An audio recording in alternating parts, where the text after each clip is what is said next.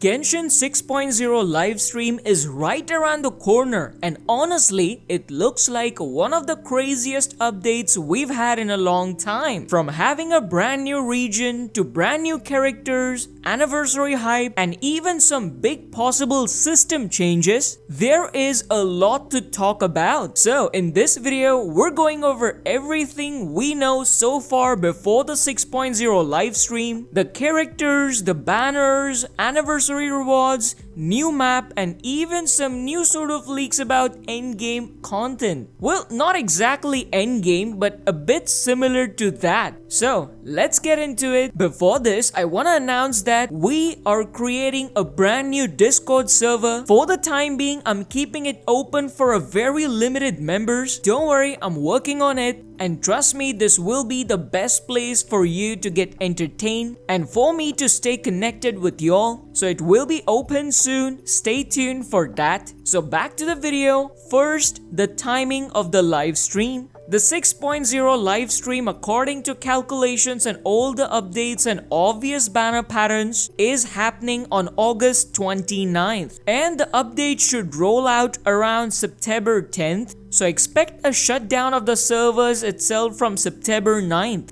because this will be a major region update. And since this is also lining up with Genshin's anniversary, we can expect a lot of free Primo Gems, maybe exclusive cosmetics. Yeah, there have been some sources quoting this, and obviously a big celebration event where there are talks that we might be able to get a custom weapon or custom character banner.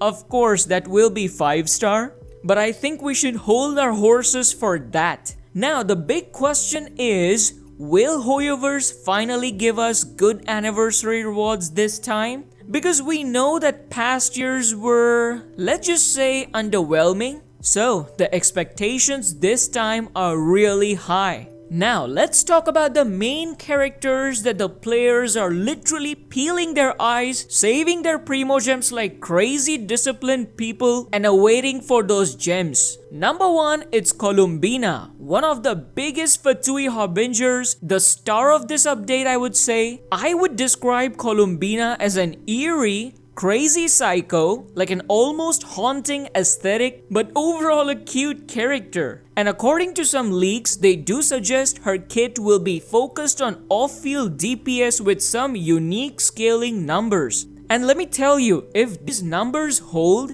she could end up becoming the main deal for players in their future teams. And then the next character, we've got Flins. He's not as flashy as Columbina, but he is the starting character we're getting in 6.0. Overall, he appears to be much free-to-play friendly. Now, leaks do hint at a supportive kit, without a doubt a main DPS and a big buffer, which could make him really cool for newer players that are building solid teams. Oh, and I forgot Durin. Durin would also be one of the most hyped up characters, at least in the first half of Not Krai. So yeah, these three characters, Columbina, Flins, and Durin, are really a stacked update for the first half of Not Krai. Now, number 3, the banners and reruns of 6.0. Because of course, it's not just about the new characters. Players really want some good rerun lineups for 6.0 and 6.1. And let me tell you, the lineup does look a bit massive. From what's floating around, we could see big names like Zhao, Nahida, Raiden, Yelan, Nuviet, and Alhaitham coming back. These have been fan favorites with a ton of demand, so Primo Gems are going to be stretched thin. I hope you get the gist. So here's my advice, don't just pull blindly. Think about whether you want to go for Columbina, Varka, Alice, Nicole, Yehoda, or save for those reruns, as most of them will be in the anniversary banners, in the form of chronicle ones and the custom ones. So this period is designed to test your patience. Now, number 4, new weapons and artifacts. With new characters always come new weapons, and Flins is supposed to be a Polam, Loma a Catalyst, which might be soon announced in the livestream itself. And as for Columbina, what the latest rumors say is she's guaranteed to have a Catalyst as her signature weapon in the 6.2 banners.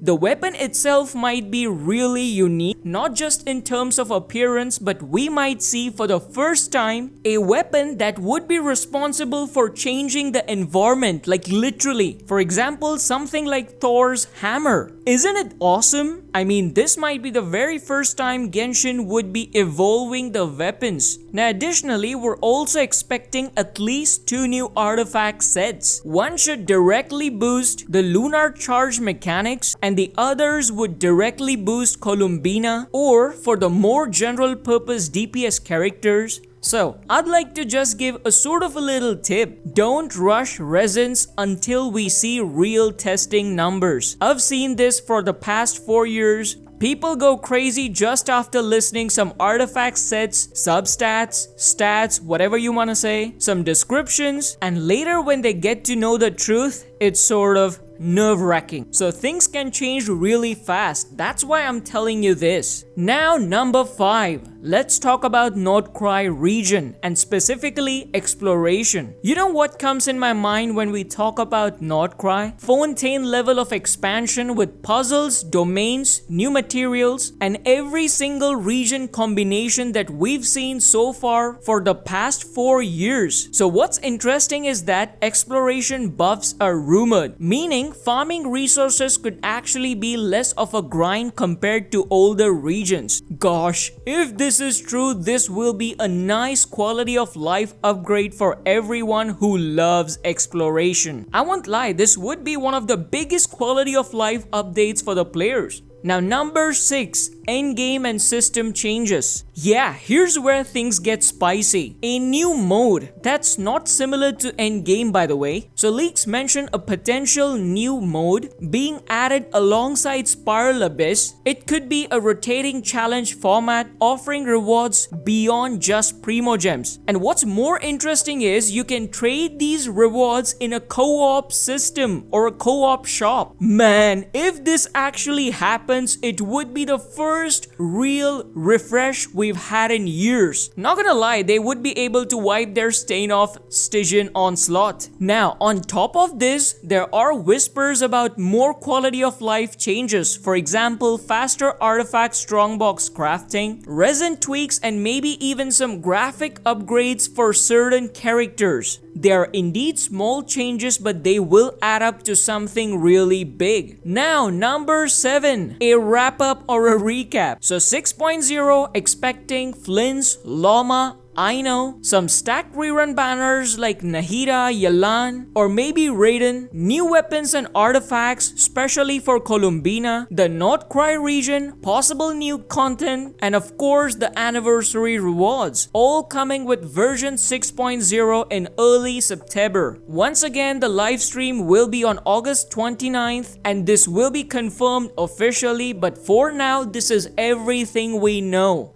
And that's it for this breakdown of everything we know about Genshin 6.0. Personally, I'm most excited for Columbina and to see if Hoyoverse actually listens to player feedback on the anniversary. But I want to hear from you. Who are you pulling for in 6.0? Or are you saving for Columbina, Durin, Varka, or holding for the reruns? And don't forget to drop a comment, like the video if this helped, and subscribe if you want to catch my reaction to the live stream on 29th and some insane facecam videos too. Thanks for watching and I'll see you all in the next one. Until then, stay safe and stay picky.